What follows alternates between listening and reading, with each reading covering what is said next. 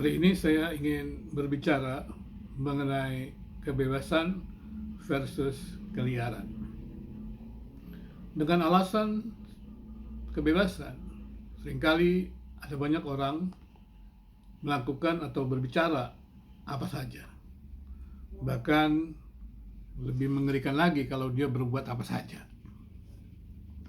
Jadi kebebasan dimaknai bebas melakukan segala sesuatu yang diinginkan oleh seseorang. Kebebasan dimaknai bebas berbuat yang baik dan yang benar. Sebenarnya itu bukanlah kebebasan, tetapi adalah sebuah keliaran. Negeri ini kita memiliki kebebasan, tetapi kebebasan hanya bisa kita dapatkan ketika kita berada dalam ketaatan pada hukum. Kebijakan publik, aturan-aturan publik yang diberikan oleh pemerintah bertujuan untuk merawat kebebasan setiap individu, menghadirkan sebuah kedamaian dalam hidup bersama.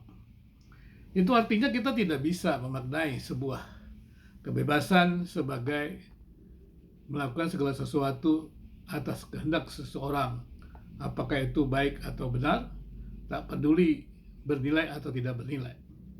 Tapi kebebasan adalah sebuah tindakan, sebuah ekspresi, ataupun melakukan segala sesuatu perkataan yang syarat nilai, yang berisi nilai, sehingga tidak ada yang dapat menjeratnya, tidak ada yang dapat mengadilinya, tidak ada pelanggaran hukum di sana. Itulah kebebasan. Tapi berbeda dengan kebebasan, kita memaknai tindakan segala sesuatu yang baik dan benar dilakukan oleh seorang itu adalah sebagai keliaran. Keliaran artinya adalah tidak ada aturan, tidak ada hukum, dan semua individu bertindak semaunya. Berpusat hanya kepentingan diri, tak peduli dengan kepentingan bersama. Dan akhirnya, ketidakpedulian itu menghancurkan kehidupan bersama. Menghancurkan kehidupan bersama juga menghancurkan kehidupan setiap individu. Itulah keliaran.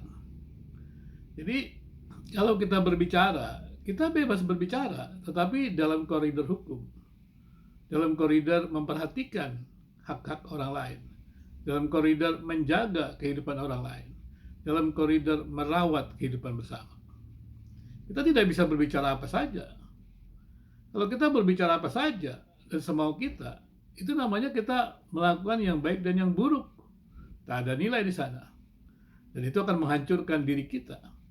Pertama-tama menghancurkan kehidupan bersama, dan kemudian menghancurkan semua individu. Itulah yang disebut keliaran. Dalam konteks budaya juga demikian. Kita tidak bisa menerapkan budaya kita di tempat atau konteks yang berbeda. Kita tidak bisa menerapkan budaya barat dengan budaya di Indonesia. Karena budaya adalah kontekstual. Ketika Anda menggunakan semau-maunya budaya barat dalam konteks Indonesia, maka Anda akan terjerat oleh hukum. Terjerat oleh hukum publik dan juga terjerat oleh aturan-aturan komunitas budaya yang ada. Dan Anda akan disingkirkan. Disingkirkan bukan berarti Anda terdiskriminasikan, tetapi Anda mengancam kehidupan bersama yang baik tersebut.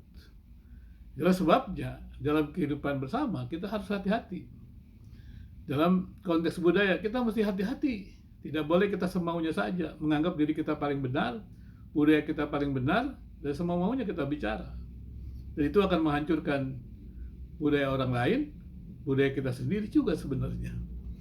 Dan kemudian dalam konteks agama, tidak salah setiap orang mengakui bahwa imannya adalah yang paling benar dan dia berkata sesuatu yang benar. Tidak salah.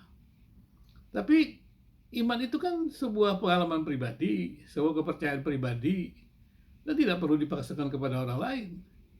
Dan iman yang tanpa pembuktian itu, yang meskipun dialami, pembuktian dalam arti kata yang bisa dilihat kasat mata bersama.